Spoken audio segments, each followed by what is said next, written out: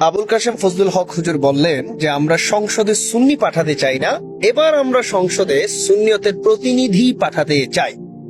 Need to be comprehended the depth of his statement. What is he indicating in front of the nation?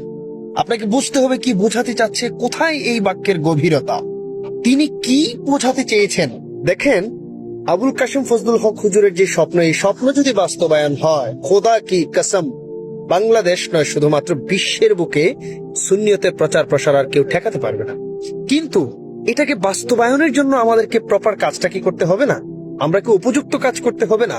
যদি আমরা এই মুহূর্তে দেখি, নির্বাচনের জন্য সবচেয়ে গভীরতম ইম্পর্টেন্ট হচ্ছে প্রচারণা, পাবলিসিটি। এখন দেখেন, আমরা মোটামুটি আমি সবগুলো অধিকাংশ প্রার্থীদের নির্বাচনের প্রচারণায় একটু চোখ বুলালাম। নজর রাখার পর আমি হতাশ হয়ে ফিরলাম। দেখেন, আমাদের মঈনুদ্দিন আশরাফি হুজুর বলেছেন যে এবারের নির্বাচন আমাদের অস্তিত্বের নির্বাচন। যদি এবারও ভুল করেন তাহলে নিশ্চিত থাকেন যে অভিযোগ করার জন্য আর ভবিষ্যতে সুযোগ পাবেন না, শুধু মায়ের খাওয়া আফসোস নসিবে আছে। মঈনুদ্দিন আশরাফি হুজুরের এই বক্তব্যটা আপনি কি আসলে কোট করতে পেরেছেন? কেন তিনি এই বক্তব্যটা বলল? গত 2 মাস ধরে আমি এই ব্যাপারগুলোই বুঝিয়ে আসছি।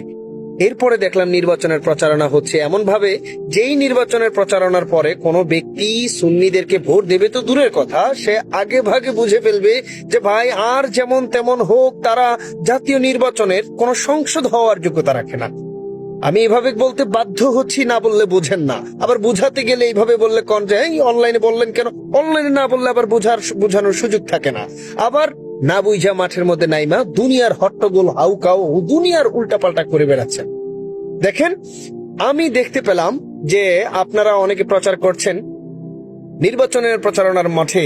কেউ কেউ বলছে মিলাদ কিয়াম প্রতিষ্ঠার জন্য ভোট দেন, সংসদে মিলাদ কিয়াম প্রতিষ্ঠা করা হবে। কেউ কেউ বলছে ইয়া নবী সালাম আলাইকার আওয়াজ শোনার জন্য ভোট দেন। কেউ কেউ বলছে সেখানের মধ্যে জশ্নে জুলুসের পতাকা উড়ানোর জন্য ভোট দেন। এইগুলা আপনি ভোট চাইবেন এগুলা দিয়া? সে একটা সংসদ নির্বাচন রে ভাই। You are going to be a parliamentarian, also a lawmaker, আইন প্রণেতা, একজন সংসদ, দেশ চালাবেন, রাষ্ট্র চালাবেন। আপনি জাতির একটা জাতীয় নেতৃত্ব হয়ে আপনি সেখানে আপনার কওম, আপনার আকীদার প্রচার প্রসার প্রতিষ্ঠার জন্য কথা বলবেন, আর একজন হিন্দু এসে আপনাকে ভোট দেবে আপনার ধর্মের আকীদার প্রতিষ্ঠা করার জন্য। একজন খ্রিস্টান বৌদ্ধ এসে আপনাকে ভোট দেবে আপনার মিলাদ কিয়াম সংসদে চালু করার জন্য। আপনি কোন হিন্দুকে ভোট দিবেন তার মন্দিরের কাজ সংসদে চালু করার জন্য? আপনি যদি না দেন সে কেন দেবে? তাহলে এই কথাগুলো আপনারা কেন বলেন? আমার আকীদা, আমি তো অবশ্যই এটা পালন করব। সেখানে আমার আলাদা করে বলে নিজেকে দুর্বল করার বা সম্ভাবনা নষ্ট করার কোন যুক্তিকতা নেই। যারা ভিন্ন আকীদার আছে তারা কি মনে হয় আপনাকে এগুলো শোনার পরে ভোট দেবে? মনে হয় না যে আপনারা নিজেদের ভোট নষ্ট করছেন? এভাবে প্রচারণা আপনাদেরকে বলার কিছু না ভাই। ডিপ্লোমেসির সেন্টেন্স তো দূরের কথা, ওয়ার্ড পর্যন্ত বোঝেন না ভাই। ওয়ে অফ পাবলিসিটি কি এটা জানা দরকার না? একটু জানলে কি হয়? রাজনীতির মাঠে একজন সংসদের দায়িত্ব কি, এগুলো নিয়ে কথা বলা যায় না? কথা বলার জিনিস আপনি বুক ফুলাইয়া বলেন। আমার এলাকায় যত কিশোর গ্যাং আছে যাদের কারণে মানুষ নিরাপদে থাকতে পারে না, ছাত্রছাত্রীরা পড়াশোনা করতে পারে না, নিরাপদে চলাফেরা সম্ভব হয় না, আমি এগুলোর নির্বল করে ফেলবো, জিরো টলারেন্স ঘোষণা করব, দরকার হয় আমি ফোর্স নামায় ফায়ার করে দেব।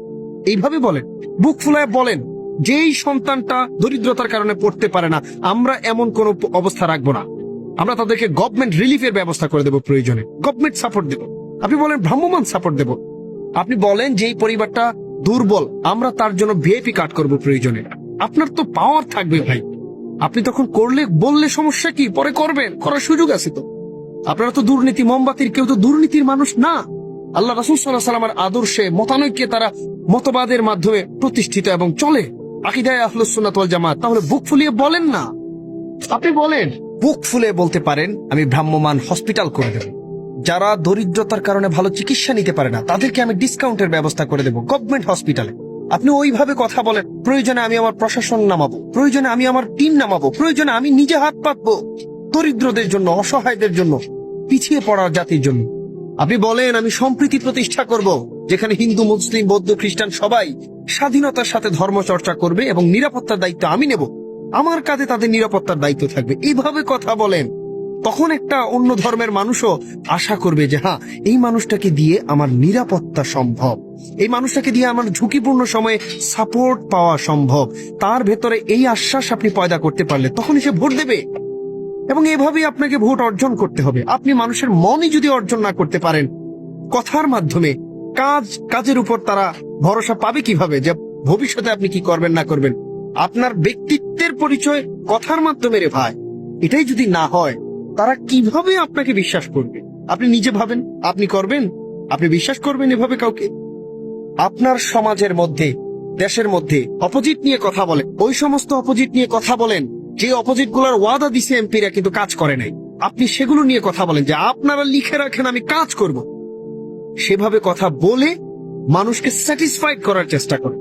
সেইখানে গিয়ে যদি আপনি বলেন যে আমি মিলাদ কিয়াম প্রতিষ্ঠার জন্য, আপনারা তো মিলাদ কিয়ামকেও প্রশ্নবিদ্ধ মার্ক বানাই দিবেন যে এই কথা যাই বলবো তারা আমরা ভোট দিব না, এমনটা ভাইবা বসবে। ভিন্ন আকিদার এরা ভোট দেবে না, ভিন্ন ধর্মের এরা ভোট দেবে না, ভিন্ন আঙ্গিনার এরা ভোট দেবে না, ভিন্ন মতবাদের এরা ভোট দেবে না। এরপর আপনি কার ভোটে জয় হবে? এই সমস্ত কথাবার্তা আপনাকে তো জানতে হবে ভাই যে ভোটের মাঠে দাঁড়ালে আমি কি কি ক্ষমতা আছে আমার করতে পারবো, এবং ওই ক্ষমতাগুলোর প্রয়োগ আমার যেখানে হবে ওইগুলা নিয়ে কথা বলতে হবে।